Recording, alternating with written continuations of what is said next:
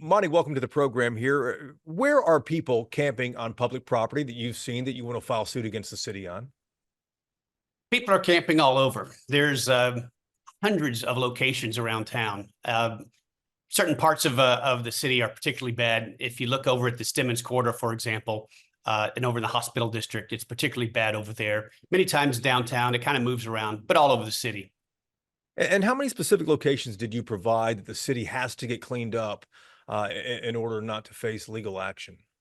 I don't know that there was any specific number given. It was just an assertion of the city's got to follow state law. And the law says that these encampments aren't allowed, and the city has allowed them everywhere for years. And everyone I talk to wants them cleaned up, and the city just has other priorities. And the city needs to put the desires of its citizens first and clean up these encampments. They're dangerous for the people that are in them. They're dangerous for people around. Fires start in them. There's drug use.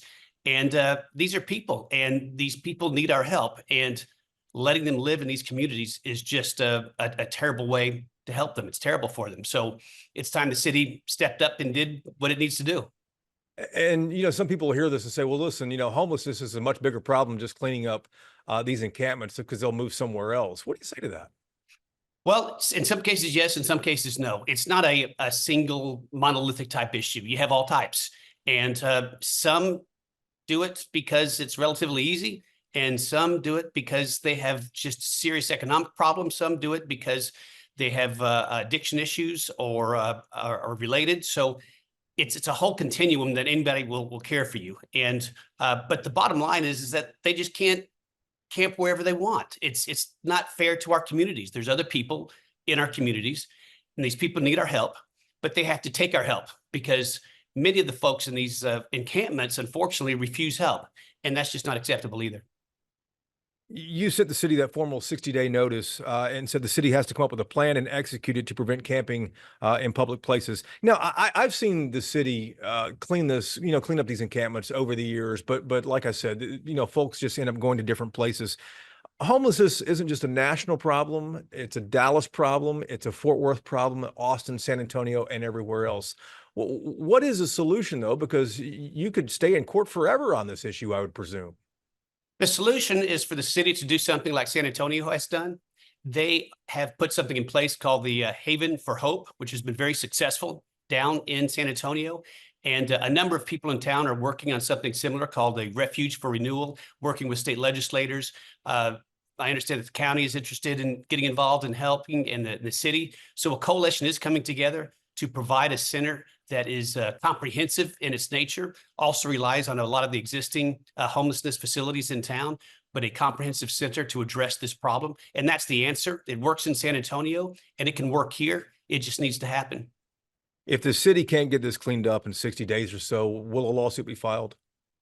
Well, I don't speak for Dallas Hero. I'm one of several people involved in it. And so the people involved will have to get together and look at it.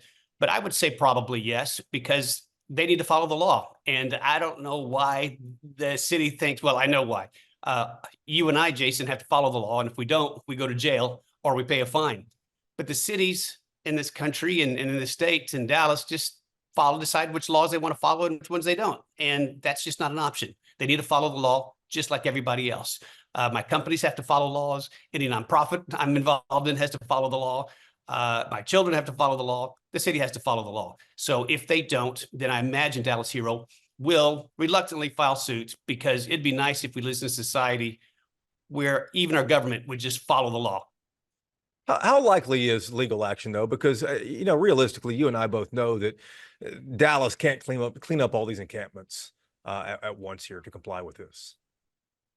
From knowing the people in the Dallas Hero, no one's looking for litigation. No one wants a fight. They just want things cleaned up. And I would imagine that if the city came back with a plan and said, look, here's how, we'll clean it up over the next, 120, 180 days, that the group would be very amenable to something like that.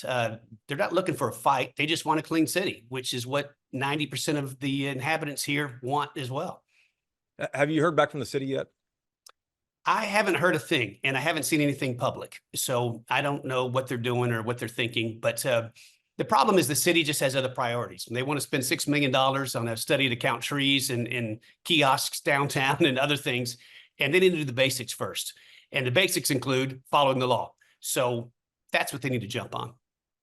Monty, what are the other issues, though, Dallas Hero might be looking at to consider legal action? Homelessness is just one of many issues that Dallas faces and every big city faces. What are the other issues out there that y'all are looking at?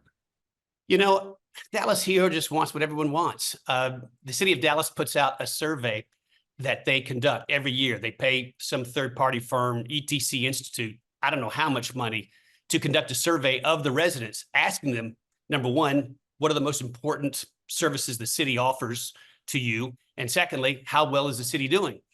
And you can just pull up that study. It's online, and Yeah. you can see those answers. And Dallas Hero agrees with what everyone wants, which is Dallas Hero wants the city to have good cleanliness, have good street repair, crime reduction, and homelessness, addressing homelessness. And it's nothing different than all the other cities want. I'm sorry, all the other citizens want. And that's what Dallas Hero wants. And hopefully the city will be responsive rather than their pet projects or flying to Japan or whatever else they like to do. Yeah, I can imagine, though, that this would be the only thing. I mean, after Proposition S passed by Dallas voters, though, this opens up essentially anything if the city doesn't follow the law, right? Yes, it does. That's right. The city's got to follow the law. It's that simple. And what's interesting is how dramatic people act about it.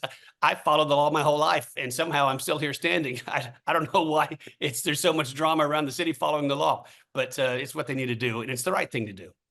Monty, thank you for the time. Thanks for having me, Jason.